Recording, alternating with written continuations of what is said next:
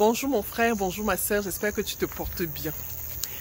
Dans l'évangile que nous avons médité ce dimanche, la chose sur laquelle je me suis beaucoup appesantie et qui m'a beaucoup fascinée, c'est vraiment l'attitude de Jésus face au docteur de la loi.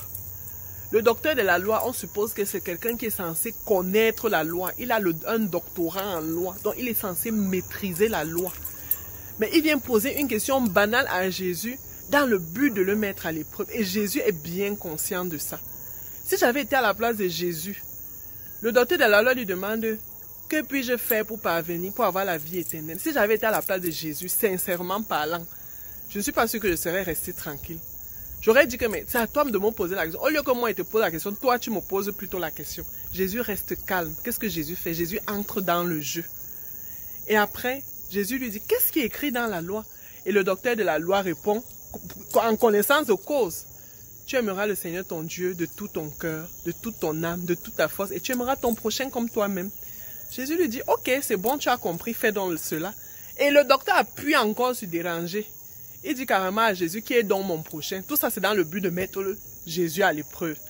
Et Jésus ne dit pas, vraiment, tu es en train d'appuyer sur déranger. Ça, c'est quelle question que tu me poses. Comme si un enfant, peut-être, du coup moyen 2 demande que 1 plus 1, c'est quoi? Je ne connais pas. Si un enfant, du coup moyen 1 me demande que 1 plus 1, c'est quoi? Forcément, il va lui dire que, franchement, tu es en train de déranger. Mais Jésus lui répond. Et il utilise une histoire imagée pour lui faire comprendre qui est le prochain. Et moi, quand j'ai essayé de voir cette attitude, j'ai compris que le Christ ici, il est bien conscient que le docteur de la loi le met à l'épreuve. Mais à la place de ça, qu'est-ce qu'il fait? Il décide de continuer, d'enseigner. Parce que son objectif principal, c'est de porter l'évangile. C'est de pouvoir donner cet enseignement. C'est que les gens puissent écouter son enseignement. Quelle que soit la manière dont tu t'y prends, quelle que soit la méthode dont tu t'y prends, pour pouvoir connaître l'évangile de Dieu, même dans l'épreuve dans laquelle ce docteur de la loi met Jésus.